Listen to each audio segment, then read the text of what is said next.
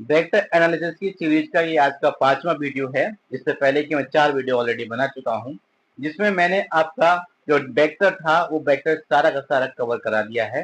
साथ ही साथ बहुत सारी ट्रिक्स और बहुत सारे स्टेटमेंट उसमें मैंने इंक्लूड कर दिए हैं। आज ये वेक्टर एनालिसिस सीरीज का आखिरी वीडियो है कॉन्सेप्ट का। इसके अंदर मैं वेक्टर कैलकुलस, कहने का मतलब है वेक्टर डिफरेंशिएशन और डाइवर्जेंस ग्रेडियंट को इंक्लूड करूंगा। तो नमस्कार साथियों, मैं Surendra Kumar focus maths classes के ऑनलाइन लर्निंग प्लेटफॉर्म पे आप सभी का हार्दिक स्वागत करता हूं और आशा करता हूं आप सब लोग खुश होंगे, स्वस्थ होंगे और अपनी लाइफ में अच्छा कर रहे होंगे। तो चलिए शुरू करते हैं वेक्टर एनालिसिस की इस रोचक यात्रा को, जहां पर हर एरो न केवल एक वेक्टर की दिशा को प्रदर्शित करेगा बल्कि एक नई दिशा में सोचने के लिए प्रेरित करेगा। तो देखते हैं आज का हमारा पहला टॉपिक क्या है। तो वेक्टर डिफरेंशिएशन में, जैसा कि आप डिफरेंशिएशन में पढ़ के आते हैं कि कोई भी चीज होती है जिसका हमको डिफरेंशिएशन करना होता है, उसमें एक वेरिएबल रहता है और एक आपका एक वेरिएबल है और एक आपका रहता है, दो वेरिएबल रहते हैं एक्स और वाई, जिसमें आपको कभी एक्स के रेस्पेक्ट में डिफरेंशिएट करना होता है, कभी वाई के रेस्पेक्ट में डिफरेंशिएट करना होता है। तो यहाँ पर क्या है, यहाँ पर आपको मोस्टली जो वेक्टर्स हैं उन वेक्टर्स का टी के रेस्पेक्ट में आपको डिफरेंशिएशन करना होता है। जैसे अगर मैं कहूँ आपसे कि मेरे पास दो वेक्टर हैं, वेक्टर ए और एक वेक्टर बी है, तो मैं उनका पहले एडिशन कर लूँ। एडिशन करने के बाद अगर मैं इनका डिफरेंशिएशन करूँ तो इनका डिफरेंशिएशन किस प्रकार से होगा। तो कुछ इसमें अलग नहीं है, कुछ भी इसमें अलग नहीं है। एक काम कीजिए, जैसे हम पहले किया करते थे कैलकुलस के अंदर, सेम वही यहाँ पर करना है। बस यहाँ पर फंक्शन ना होके आपका क्या है, एक वेक्टर है। ठीक है, आपका फंक्शन ना होके आपका वेक्टर है, तो वो वेक्टर ही आपका एक्स वाई जेड या किसी में भी हो सकता है।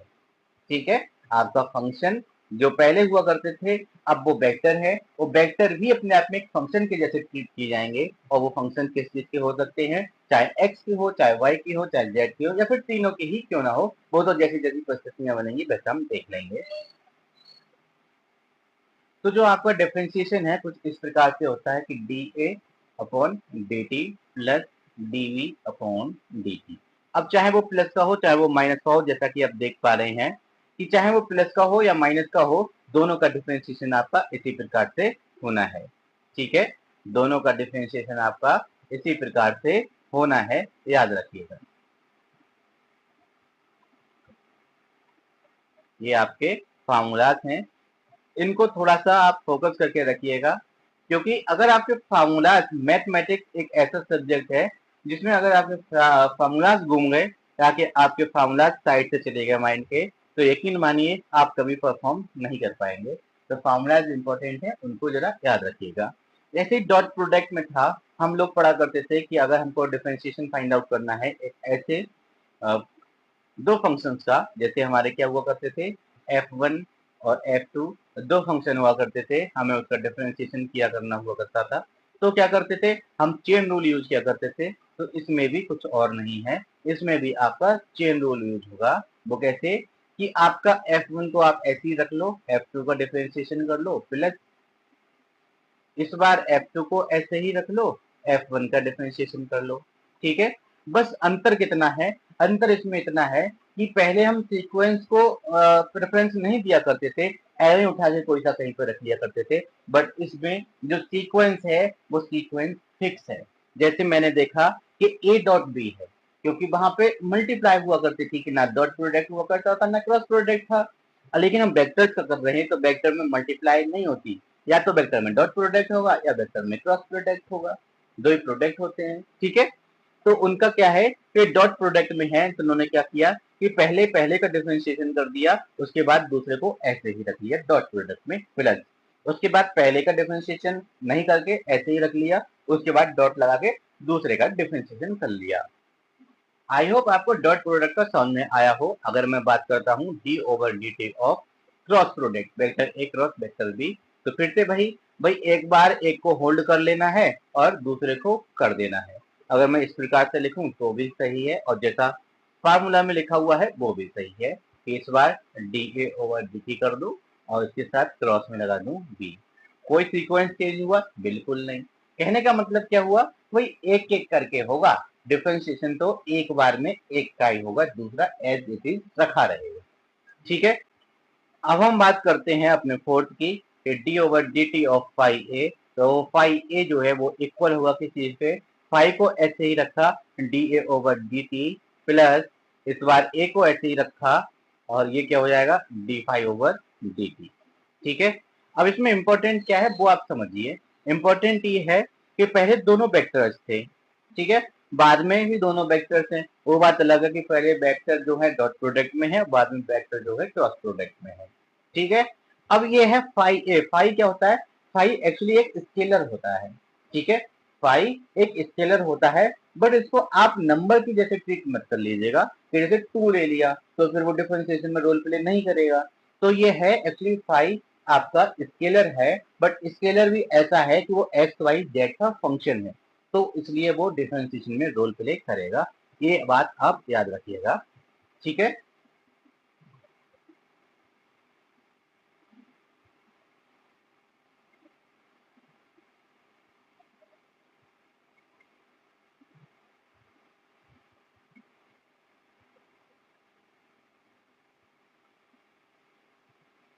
चलिए बात करते हैं अपने फिफ्थ की। फिफ्थ क्या है, तो आप देख पा रहे होंगे जो फिफ्थ है आपका वो कुछ कुछ आपके स्केलर ट्रिपल प्रोडक्ट जैसे दिखता है। जी हाँ, ये स्केलर ट्रिपल प्रोडक्ट ही है। जब आप स्केलर ट्रिपल प्रोडक्ट का डिफरेंशिएशन करते हैं तो आपको करना क्या होगा, आप बारी बारी से करेंगे। स्केलर ट्रिपल प्रोडक्ट को आप 3 अलग अलग जगहों पर लिख लेंगे प्लस लगा के, और उसमें से बारी बारी करके एक एक वेक्टर का डिफरेंशिएशन करते जाइए और आपका डिफरेंशिएशन हो गया। जैसे ये स्केलर ट्रिपल प्रोडक्ट था, इसको मुझे डिफरेंशिएशन करना था, तो मैंने इसको 3 अलग अलग जगह लिखा एडिशन में, और एक एक करके हर एक में एक एक का डिफरेंशिएशन करता चला गया। पहले में मैंने ए का डिफरेंशिएशन कर दिया, दूसरे में मैंने बी का डिफरेंशिएशन कर दिया, और तीसरे में मैंने सी का डिफरेंशिएशन कर दिया। इस प्रकार मुझे स्केलर ट्रिपल प्रोडक्ट का डिफरेंशिएशन मिल जाता है। ठीक है, अब एक चीज आपसे पूछी जाती है, वो क्या है कि आपसे एक चीज ये पूछी जाएगी कि किस किस केसेस में आपके जो कांस्टेंट मैग्नीट्यूड देगा प्रोडक्ट। ठीक है, आपसे कहेगा कि आपके पास एक वेक्टर है, आप ये बताइए कि ऐसी कंडीशन क्या है कि उस कंडीशन में उस वेक्टर का मैग्नीट्यूड कांस्टेंट रहेगा। ठीक है, कांस्टेंट मैग्नीट्यूड रहेगा, तो आप क्या करेंगे, आप जल्दी से उसका उसी के डिफरेंशिएशन के साथ डॉट प्रोडक्ट निकाल के जीरो कर देंगे। अगर वो आपका जीरो आ जाता है, ठीक है, अगर वो आपका जीरो आ जाता है तो आप कहेंगे क्या कि आपका वेक्टर जो है वो कांस्टेंट मैग्नीट्यूड रखता है।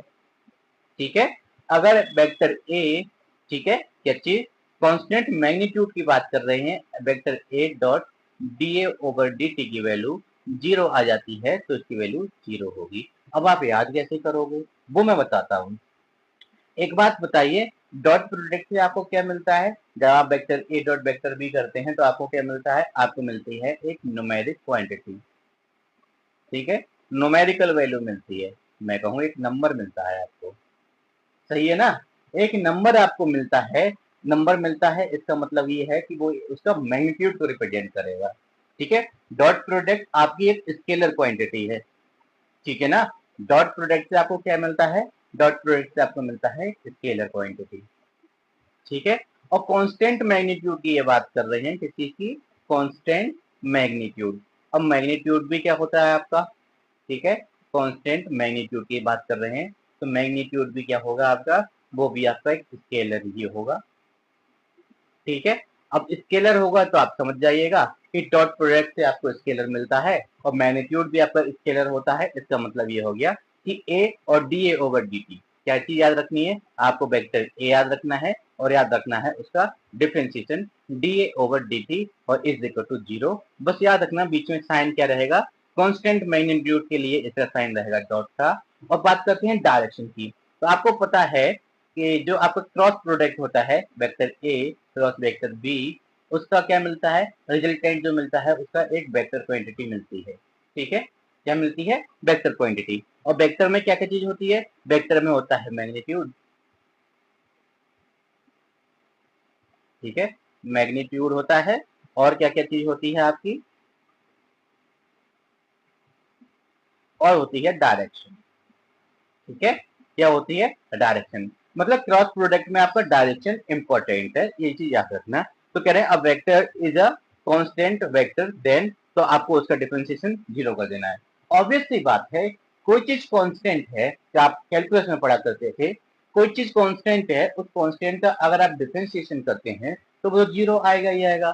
अब इसमें भी सेम है, वेक्टर तो है लेकिन वो कांस्टेंट वेक्टर है, ठीक है, वेक्टर है लेकिन वो कांस्टेंट वेक्टर है, तो उसका डिफरेंशिएशन क्या हो जाएगा, जीरो। जैसे अगर मैं कह दूं कि vector A is equal to कुछ इस टाइप का है, 2i cap plus 3j cap plus 4k cap, तो भाई आप इसका आप डिफरेंशिएशन करेंगे D A over D T, तो निकालेंगे तो क्या हो जाएगा, zero plus zero plus zero, that is zero, क्योंकि वो कांस्टेंट वेक्टर है ना, वो कांस्टेंट वेक्टर है, फिक्स वैल्यूज हैं 2 3 4 एक्स वाई जेड होते ना, तो फिर वो वेरिएबल हो जाता।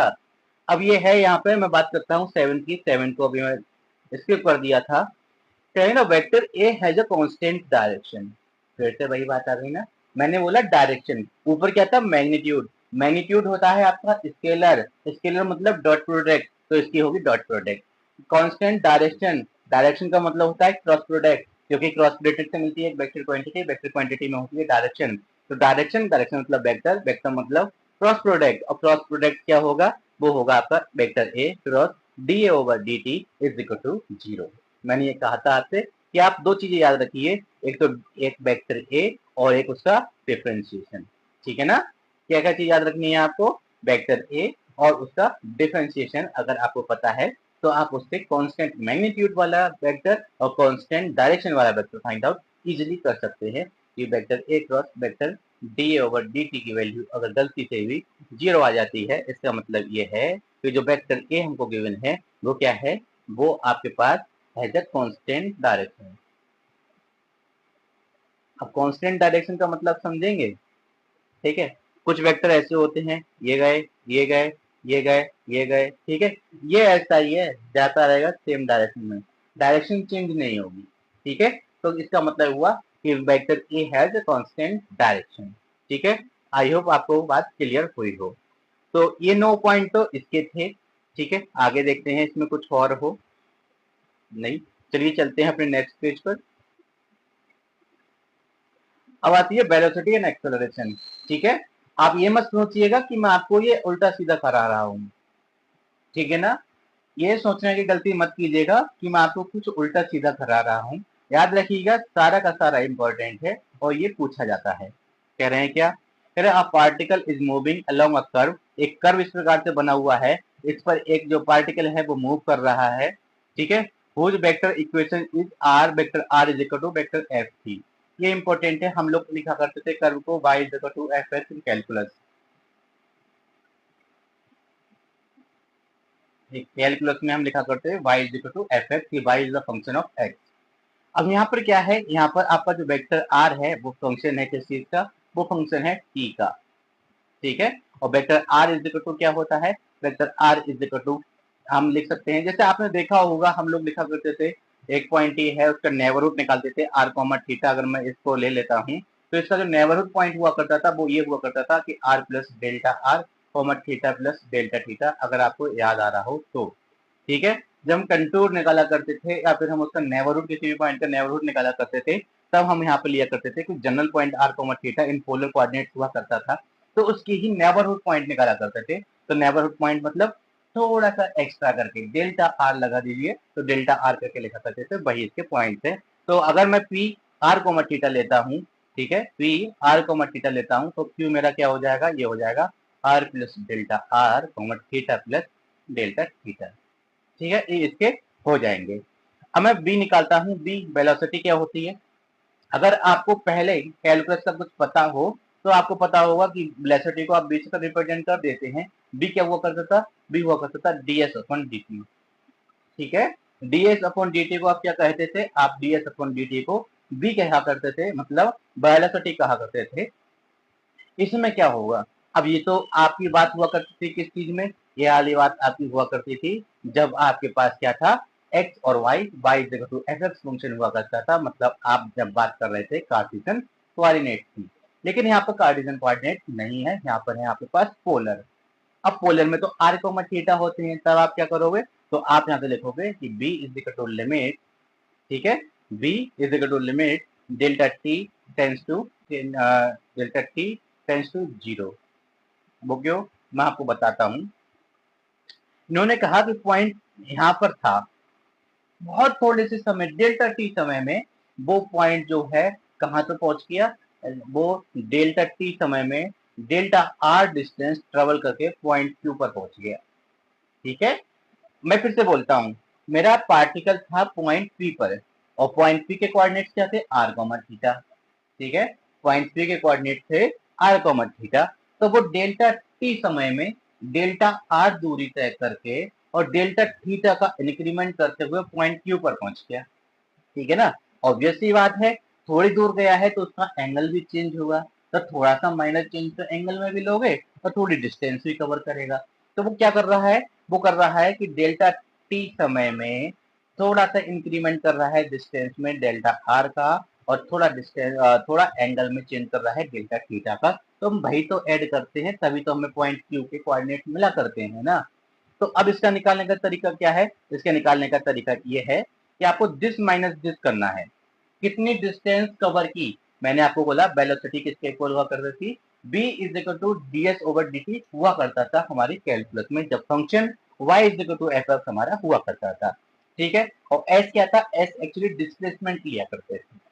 ठीक है, s डिस्प्लेसमेंट या फिर हम डिस्टेंस को लिया करते थे। तो मैं आपसे कहूं कि भाई p और q के बीच का डिस्टेंस कितना होगा, आप बताएंगे। ठीक है ना, p और q के बीच का डिस्टेंस कितना होगा आप बताएंगे, तो आप कहेंगे सर q माइनस p। ठीक है ना, q माइनस p, तो मैं q माइनस p अगर निकालूं, q माइनस p अगर मैं निकालूं तो किसके इक्वल हो जाएगा, ये इक्वल हो जाएगा।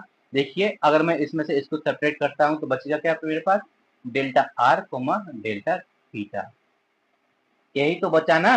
तो डेल्टा थीटा को थोड़ी देर हटा दीजिए, आपके पास बचा क्या, आपके पास बचा डिस्टेंस डेल्टा आर और विद रिस्पेक्ट टू समय उसने डेल्टा आर जो डिस्टेंस कवर किया था, एक्स्ट्रा डिस्टेंस डेल्टा आर जो कवर किया था कितने समय में किया था, डेल्टा टी समय में। ठीक है, डेल्टा टी समय में तो क्या होता है, आप निकालते हैं कि ds अपॉन dt या फिर मैं कहूँ चली गई दूरी बटे लिया गया समय। तो चली गई दूरी कितनी थी, डेल्टा आर उसने एक्स्ट्रा ट्रेवल की थी और समय कितना लिया, समय लिया उसने डेल्टा टी। तो आपका ये फार्मूला हो जाता है इस चीज का, वेलोसिटी का। ठीक है, तो क्या सिर्फ यही फार्मूला है, जी बिल्कुल नहीं, फार्मूला और भी है, लेकिन अभी सिर्फ और सिर्फ स्टार्ट है।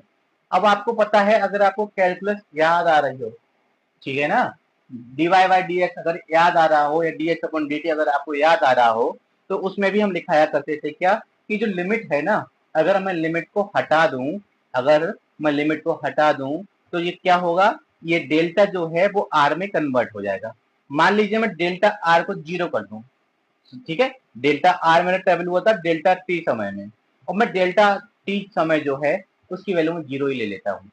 जीरो मतलब, तो फिर वो भाई लौट के पी पे तो आ गया, डेल्टा टी की वैल्यू में जैसे ही जीरो करता हूँ लौट के कहाँ आ जाता है, लौट के आ जाता है वो पॉइंट पी पर। ठीक है, तो मैं इसको क्या लिख सकता हूँ आगे, D R upon D T. ठीक है,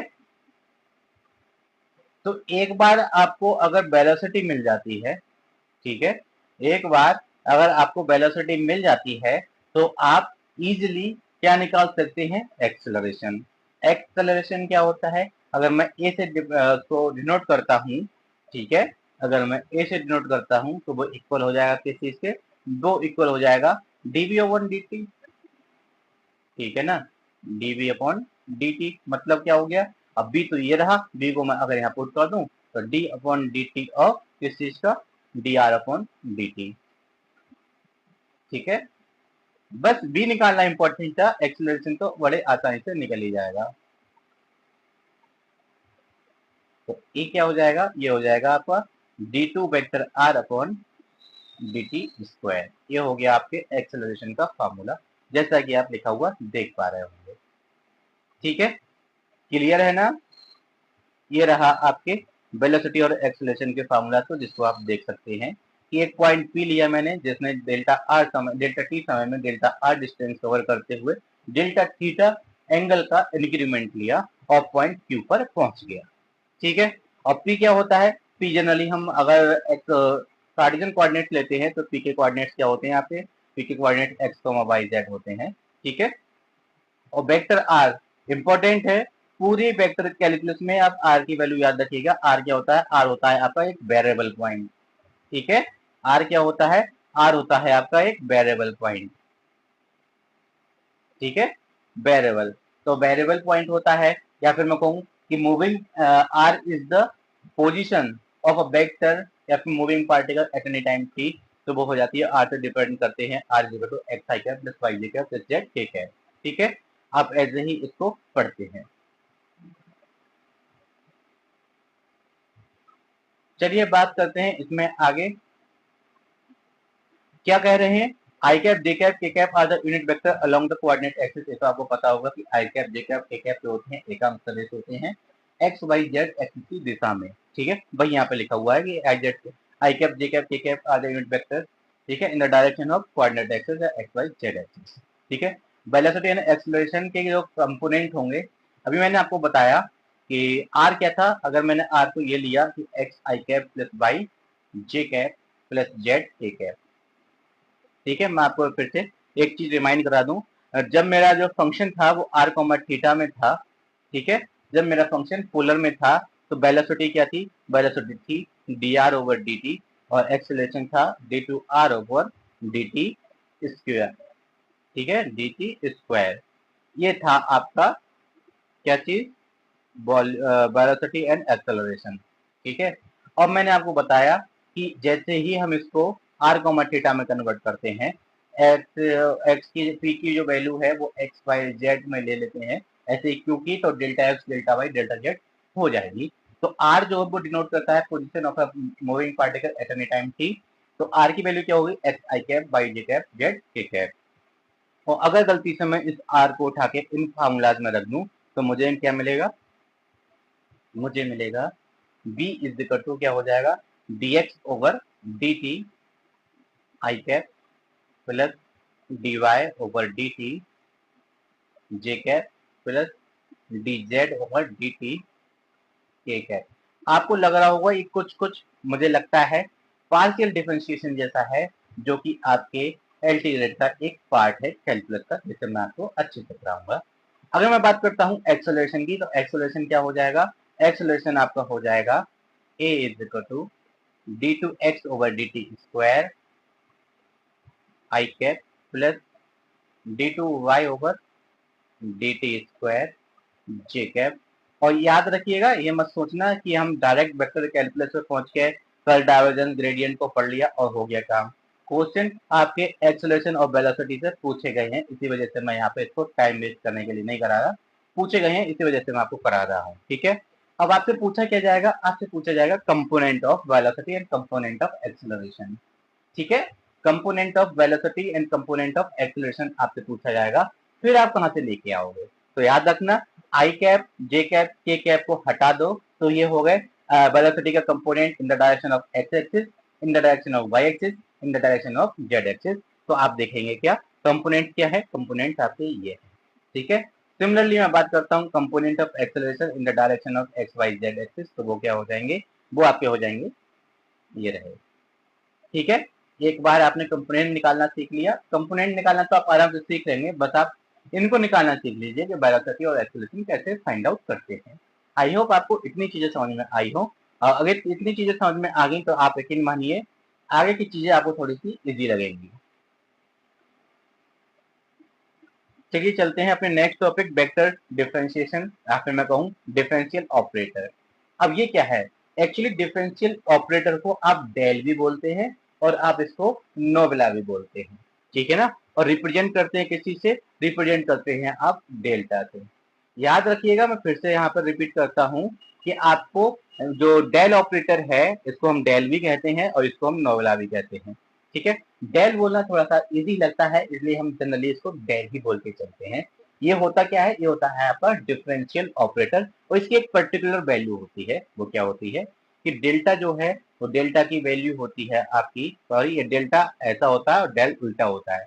जो हम ट्राइंगल के लिए डेल्टा बनाया करते थे इस प्रकार से, तो ये डेल जो है इसका उल्टा होता है इस प्रकार से। ठीक है, और ये डेल जो है एक वेक्टर क्वांटिटी होती है, याद रखिएगा ये चीज पूछी जाती है।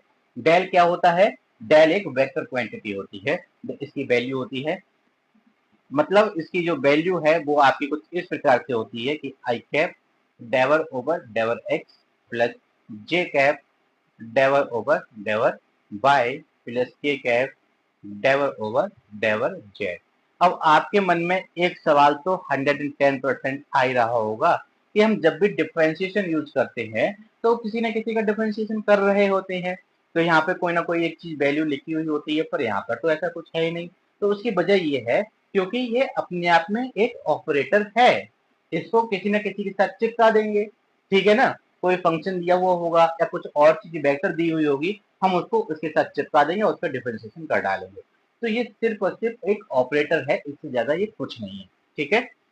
ये एक वेक्टर क्वांटिटी होती है, याद रखना सिंबल लगाना कंपलसरी है, ये वेक्टर क्वांटिटी होती है। सिमिलरली इसका जो स्क्वायर करें हम डेल स्क्वायर की वैल्यू निकालें, तो डेल स्क्वायर क्या होता है, del two over del x square plus del two over del y square plus del two over del z square, और ये आपकी एक स्केलर क्वांटिटी होती है।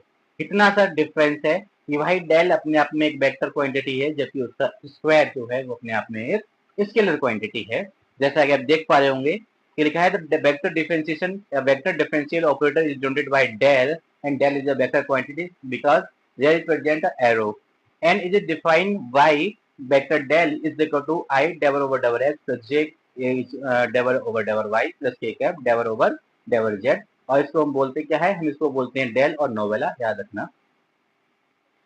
और आई जे के बारे में आप पहले से जानते हैं कि I cap J cap K cap क्या होते हैं। I cap J cap are the K cap are the unit vector in the direction of X Y Z axis और द कोऑर्डिनेट एक्सिस। लाप्लास ये है आपका लाप्लासियन ऑपरेटर, क्योंकि square करने जब बिना स्क्वायर का है, जब ये बिना स्क्वायर का है तो हम इसको बोलते हैं क्या, डेल, ठीक है, क्या बोलेंगे, डेल। और जब स्क्वायर कर देते हैं तब बोलते हैं इसको लाप्लेसियन ऑपरेटर,